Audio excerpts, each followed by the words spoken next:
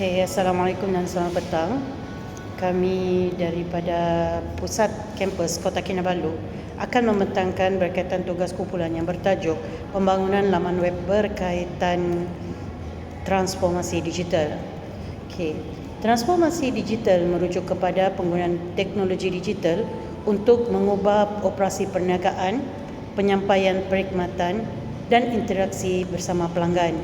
Ini bukan sahaja tentang penerapan teknologi, tetapi ia juga mengenai perubahan struktur organisasi, budaya kerja dan minda manusia. Dalam dunia semakin berpusat data, transformasi digital menjadi kunci untuk kelangsungan perniagaan dan daya saing global.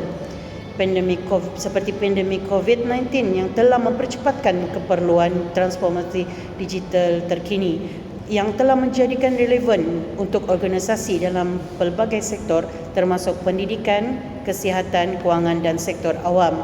Di antara objektif transformasi digital ini adalah seperti meneroka kepentingan transformasi digital dalam pelbagai sektor dan bagaimana ia membantu mempercepatkan inovasi yang terkini, mengenal pasti cabaran utama yang dihadapi oleh organisasi semasa melaksanakan transformasi digital, mengatur langkah strategik untuk memperkukuhkan penerapan teknologi dalam kalangan organisasi, individu dan badan kerajaan, menilai impak transformasi digital terhadap ekonomi, masyarakat dan daya saing di antara global negara. Skop topik kajian ini tertumpu kepada aspek seperti berikut, iaitu sektor-sektor yang terlibat di dalam pendidikan, kesihatan, perniagaan kecil dan sederhana PKS dan juga sektor kerajaan. Teknologi utama yang kita gunakan selalu iaitu Internet of Things, iaitu IoT, kecerdasan buatan AI, blockchain dan data raya big data. Dimensi dan ekonomi iaitu bagaimana transformasi digital itu telah meningkatkan produktiviti, mewujudkan pekerjaan baharu dan mengurangkan jurang digital. Isu global dan tempatan, perbandingan di antara dasar transformasi digital di Malaysia dengan negara lain seperti Singapura dan Korea Selatan.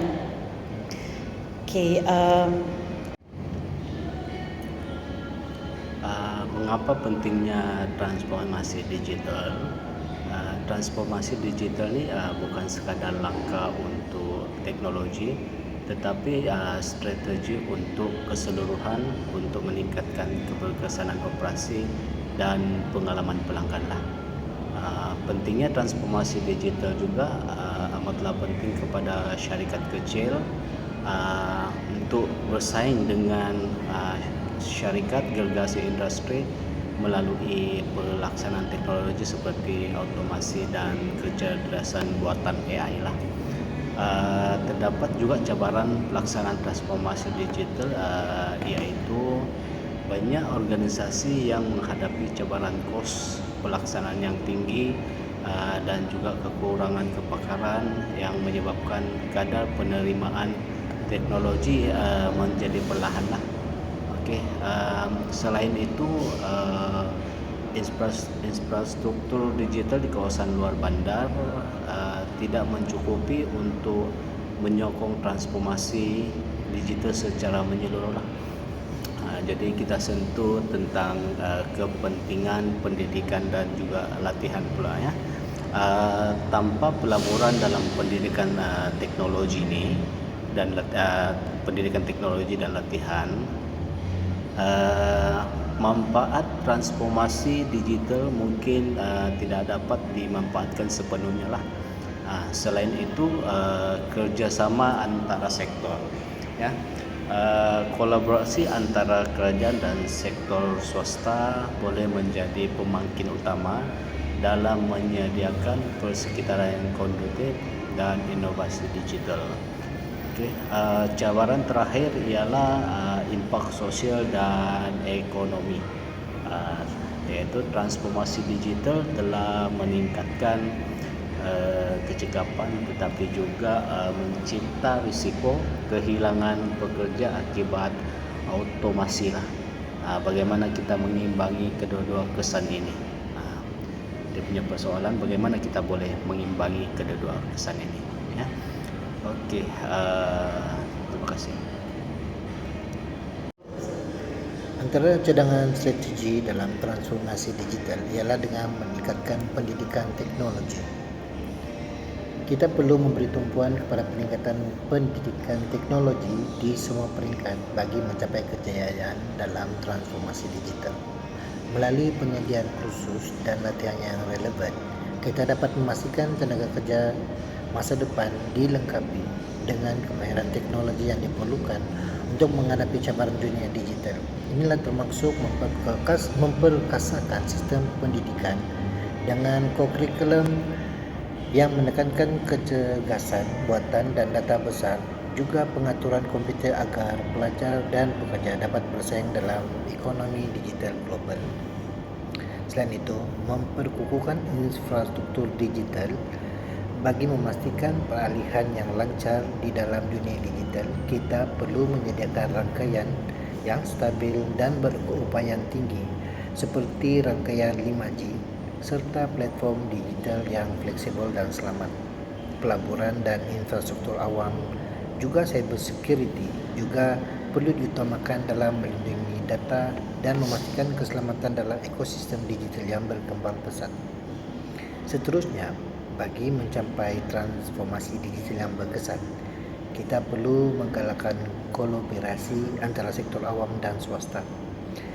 Kerajaan boleh memainkan peranan penting dalam menyediakan dasar dan regulasi yang menyokong inovasi, serta sektor swasta pula boleh membawa teknologi dan kemahiran praktikal dalam pelaksanaan. Dengan kerjasama ini, kita dapat mempercepatkan proses transformasi digital di pelbagai sektor dan memperkasakan lagi ekonomi negara secara keseluruhan. Di samping itu, adalah penting untuk menyediakan insentif kepada perniagaan bagi menyokong usaha mereka dalam transformasi digital. Ini boleh merupakan potongan cukai, geran penyelidikan dan pembangunan, atau bantuan teknikal yang membantu perniagaan, terutama sekali perniagaan kecil juga sederhana. Dengan insentif seperti ini, kita dapat mengurangkan kos peralihan dan memastikan lebih banyak perniagaan yang sedia ada untuk mengadaptasi teknologi terkini demi meningkatkan daya saing mereka.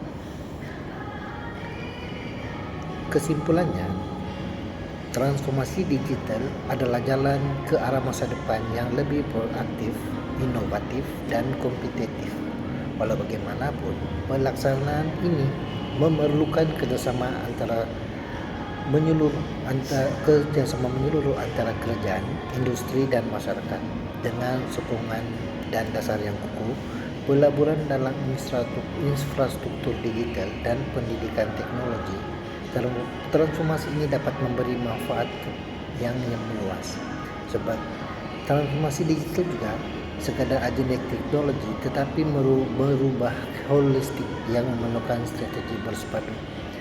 Dengan mengatasi cabaran dan memanfaatkan peluang, transformasi digital mampu menjadi asas kepada kemajuan masa depan yang inklusif dan proaktif.